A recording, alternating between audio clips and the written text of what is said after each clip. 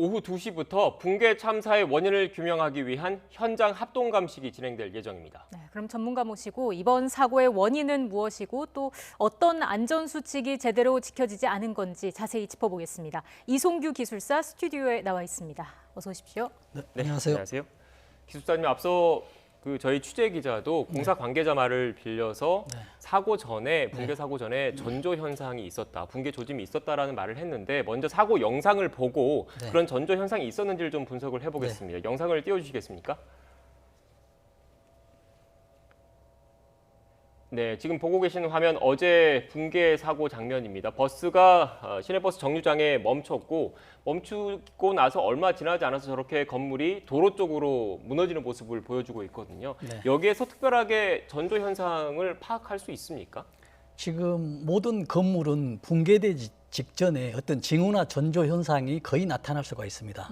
그러나 이 상황에서 이제 굉장히 중요한 문제가 되는 거는 철거 과정에서 나는 굉음인지 아니면 붕괴 직전의 징조인지, 징후인지 이게 이제 분간하기가 좀 어렵습니다.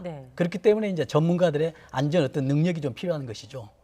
네, 지금 이 영상만으로는 그러니까 소리도 없고 화면이 또 멀리서 잡혀 있는 거니까 이게 전조 현상이 있었는지 없었는지를 명확하게 파악하기는 좀 한계가 있다, 이런 말씀이십니까? 그렇습니다. 지금 이 영상만 가지고는 전조 현상이 있었다 없었다라고는 말할 수 없지만 분명히 건물이 붕괴되기 직전에는 어떤 전조 현상, 징후가 있었다라고 보여지죠. 네. 지금 현장 관계자분들의 일단 일차적인 진술 내용을 좀 보면 좀 특이한 소리가 들렸다, 그렇습니다. 이런 얘기는 좀 있는 것 같더라고요. 이 특이한 소리라는 게 어떤 걸까요? 지금 모든 그 물체들이 특히 건물 같은 경우가 붕괴되기 직전에 파단이 되지 않습니까? 그 전에는 굉장한 큰 소리를 내고 있어요. 그게 이제 그 붕괴 전조 현상, 징후로 이제 볼 수 있는데 아까 이야기했던 대로 지금 철거 현상에서 나는 소리인지 이게 좀 애매할 수가 있습니다. 그렇기 때문에 이게 붕괴 직전인지 아니면 이게 철거 과정에서 현상인지 좀 애매한 그런 상황이 될 수가 있겠습니다. 네, 지금 그 부분 같은 경우에는 오늘 합동 감식이 이루어지기 때문에 전문가분들이 좀 더 파악을 해야 될 그 내용인 것 같고 앞서 영상을 다시 한번 좀 보여주십시오. 영상을 보면 이 건물 자체가 그 아래로 폭삭 주저앉는 게 아니라 지금 보시면 도로 쪽으로 그 기울어져서 쓰러지고 있거든요. 이건 어떻게 봐야 됩니까? 그래서 건물이 이제 붕괴가 될 때 아까 지금 앵커께서 말씀하신 대로 위에서 바로 하강하는 수직 이런 방향으로요? 수직 하강이겠고요. 또 지금 현상처럼 지금 측면에서 지금 측면으로 지금 붕괴가 되고 있거든요. 이유는 지금 붕괴 방향에서 어떤 과한 힘이 가했다는 얘기거든요. 건물이 견디지 못할 정도의 힘이 가해졌다. 그렇기 때문에 붕괴가 됐다. 결론적으로는 측면에서 힘이 가해졌다. 그러나 그 측면의 힘이 무엇인지는 이제 검토를 해봐야 된다는 얘기죠. 이게 결국에는 어떤 작업 방식에 문제가 있다고도 봐야 할까요? 그렇습니다. 작업 방식에도 문제가 있죠. 왜냐하면 지금 건물에는 우리가 큰 기둥이 있습니다. 버티는 기둥, 또 벽이 있거든요. 그러나 이 모든 벽들이 이 건물을 외관에서 봤을 때는 내력벽이라고 이야기하는데요. 건물을 견디는 벽인지 아니면 그냥 칸막이 할 수 있는 이런 벽인지를 알 수가 없습니다. 그러나 건물을 철거할 때 건물을 견디는 이런 기둥들이나 내력벽을 충격을 가했을 때 이제 건물 자체가 이제 무너지는 것이죠. 그렇기 때문에 이 영상으로 봐서는 뭐 정확한 원인은 알 수가 없지만 분명히 문제는 있었다라고 보여집니다. 네, 그러니까 저희가 쉽게 얘기하면 그 일반적으로 아파트 리모델링 공사를 할 때 그 사전에 좀 허가를 받을 때 무너질 수 있는 내력벽은 놔두고 그냥 일반 그 부숴도 되는 벽들만 그 처리를 한 다음에 리모델링을 하잖아요. 이 건물도 일반적인 건물도 그런 내력벽, 무너져서는 안 되는 건물과 일반적으로 칸막이 쳐진 벽이 따로 있다, 이런 말씀이신 거예요? 그렇습니다. 그래서 이런 기둥이나 내력벽들은 굉장히 중요하고 맨 마지막에 철거하는 과정이 이루어졌어야 되는데 그런 것들이 이루어지지 않았거나 아니면은 철거하는 과정에서 그런 부분들이 어떤 마모돼서 어떤 붕괴의 어떤 요인이 됐다라고 볼 수가 있겠습니다. 네, 해체하는 어떤 순서도 상당히 중요해 보이고요. 앞서 저희가 영상으로도 보여드렸습니다마는 사고 직전에 붕괴 조짐이 있었다라는 설명도 있었고요. 인도는 그래서 통제를 했는데 그 앞에 도로는 따로 통제가 되지 않았습니다. 건물 앞에 도로가 왕복 6차선이었고 인도와 인접해 있었잖아요. 이 부분도 좀 문제가 지적될 수 있을 것 같은데요. 그렇습니다. 지금 가장 아쉬운 부분이요. 지금 붕괴가 됐다 손치더라도 지금 통제를 했으면은 이런 인명 피해는 적었지 않겠습니까? 그래서 어떤 공사하는 관계자들인지 또는 뭐 감리자들인지 어떤 관리자가 이런 상황을 예측을 하고 또 도로 6차선을 통제했더라면 하는 그런 아쉬움이 있습니다. 그러나 네. 그런 것들이 진행되지 않았기 때문에 예. 이런 대형 사고가 발생했다라고 봅니다. 네. 지금 그리고 또 안전관리 부실 문제도 좀 짚어봐야 할 것 같은데 당시 화면을 좀 또 띄워주십시오. 지금 보면 그 가림막이 지금 쳐져 있는데 이 가림막을 영상을 보시면 알겠지만 그냥 그 철제 기둥에 천으로만 가려져 있거든요. 딱 보기에도 이게 과연 건물이 만약에 무너지거나 건물 잔해가 나왔을 때 그 사람들을 보호할 수 있을 것인가라는 우려가 들 정도로 지금 허술한 상태이고 그리고 또 그 일반적으로 이렇게 재건축 재개발 현장 건물을 철거하는 현장에서는 인도 위에 그 철제로 칸막이 철제 지붕 같은 거를 설치를 하지 않습니까? 근데 지금 이 영상상으로 봤을 때는 그것도 지금 안 보이거든요. 어떻게 보십니까? 그렇습니다. 지금 또 아쉬운 부분이 있으면 우리가 가림막 하지 않습니까? 네. 그러나 지금 가림막의 용도는 건물이 붕괴됐을 때 안전을 보장하는 용도가 아닙니다. 그냥 시각적으로 좀 가려주는 막이거든요. 또는 먼지가 비산한다든지 이런 용도의 가림막인데요. 그러나 지금 현 규정에 지금 철거하는 과정에 안전 펜스 이런 그 탄탄한 울타리를 하도록은 규정은 돼 있지 않아요. 그래서 이런 부분들이 앞으로 개선해야 될 내용이라고 생각됩니다. 네. 네. 어떻게 개선이 돼야 되겠습니까? 지금 붕괴가 만약에 된다 했을 경우에 안전 펜스를 놓으면은 붕괴되더라도 이 펜스가 커버를 하는 것이죠. 그래서 100% 커버는 하지 않더라도 어떤 20, 30%만 어떤 붕괴를 감소시킨다라고 하면 인명 피해도 상당한 부분의 어떤 감소가 될 수 있는 부분이죠. 어제 이 사고가 또 오후 4시 20분쯤에 발생을 했는데 그 철거 작업 시간대에 대해서는 어떻게 보세요? 그러니까요, 지금 통행량이 많은 시간대에 지금 붕괴가 났거든요. 그래서 어떤 안전 관리자나 감리 또 우리가 철거하기 전에 지금 지자체에 철거 허가 신청들을 하거든요. 네. 그러면은 시간대나 이런 또 철거 절차도 순서대들을 제출하는데 그런 계획대로 잘 돼 있는지 아니면 뭐 계획대로 했는데 어떤 다른 부분들 여러 가지 이유가 볼 수가 있죠. 그래서 안전 관리자 측면에서 보면은 차량 통행이 많았다. 그러면 당연히 철거를 중지하든지 아니면 불가피하게 철거를 해야 된다라고 하면은 통행을 통제하든지 둘 중에 하나는 했어야 된다라고 생각하고 있습니다. 네, 지금 앞서 기술사님께서 말씀을 해주셨고 그래픽으로 나갔는데 이게 지금 5층짜리 건물이기 때문에 지자체의 허가 대상이란 네. 말씀인 거죠. 철거 작업 자체가. 그렇다면 그렇습니다. 앞으로 경찰 수사 과정에서도 이 허가 과정이 제대로 됐는지 그리고 그 그렇습니다. 이후에 관리 감독이 제대로 됐는지도 확인을 해봐야 될 것 같네요. 그렇습니다. 지금 허가할 때 3층 이상의 모든 건물에 대해서는 철거 작업을 할 때 지자체 허가를 받게 돼 있습니다. 그러면 지자체에서는 어떤 걸 허가를 하냐면 지금 철거 과정에서 어떤 계획도대로 어떤 시간대별로 잘 진행이 돼서 안전하게 될 것이라는 하에서 승인을 하게 됩니다. 그러면 그 승인 하에서 공사 관리자, 현장 작업 소장은 작업되도록 하고요. 또 허가 사항에 대해서는 그 공사를 어떻게 하는지 감독 관리하는 감리자가 필수적으로 상주하게 돼 있습니다. 예. 그러나 이런 것들이 좀 부실했거나 아니면 철거 과정에서 철거 계획대가 좀 부실했는지 계획도는 잘 돼 있는데 계획대로 진행이 안 돼 있는지 몇 가지 원인으로 볼 수가 있겠습니다. 네, 지금 조금 전에 현장 감리자 그러니까 관리 감독을 할 사람이 꼭 필요하다고 말씀하셨는데 앞서 저희가 전해드렸던 것처럼 사고 당시에 현장 감리자가 없었던 것으로 지금 알려지고 있거든요. 이 부분은 어떻게 봐야 됩니까? 만약에 지금 이 3층 이상은 허가를 받아야 됩니다. 근데 그 허가를 받는 조건 하에서는 분명히 공사, 철거 감리자가 있어야 되거든요. 그러는데 이 중요한 시기에 없었다라고 가정하면 굉장히 어떤 부실, 어떤 과실로 보여집니다.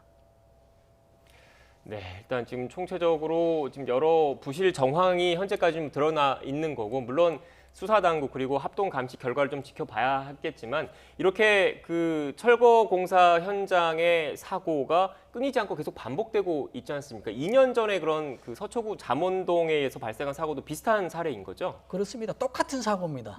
그래서 이걸 개선해 보고자 정부와 국회에서는 법을 작년에 제정을 했어요. 예. 그래서 시행을 하고 있습니다.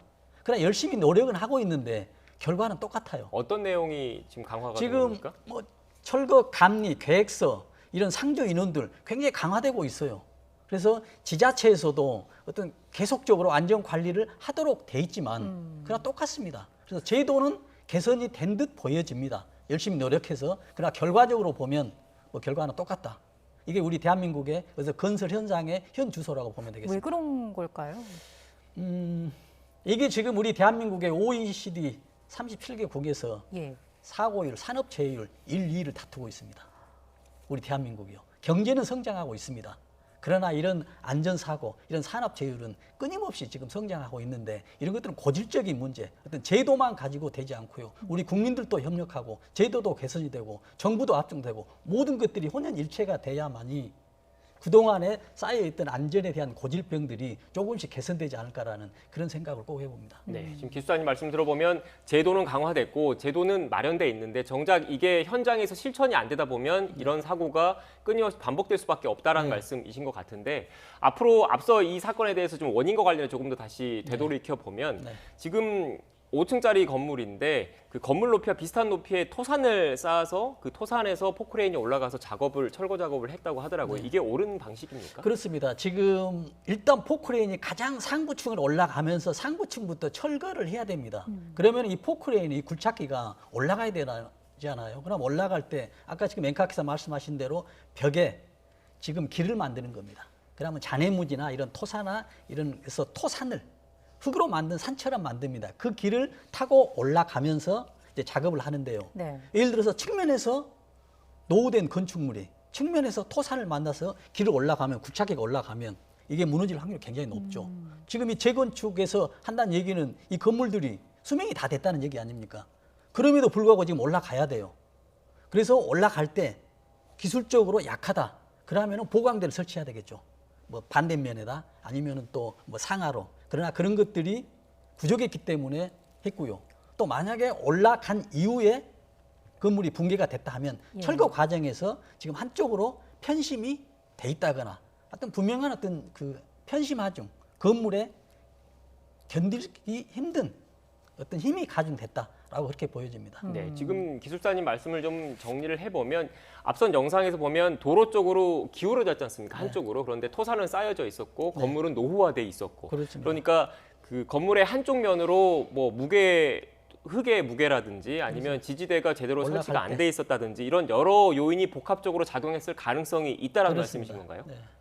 그래서 또 이번에 굉장히 또 아쉬운 거는 지금 건물이 무너질 때 도로 측면으로 무너지지 않습니까? 그렇다는 얘기는 지금 도로 반대면에서 작업을 하든가 무슨 힘이 가했다는 얘기거든요. 그래서 아쉬운 거는 지금 앞으로도 꼭 이런 지금 철거나 재건축 이런 게 많이 이루어지지 않습니까?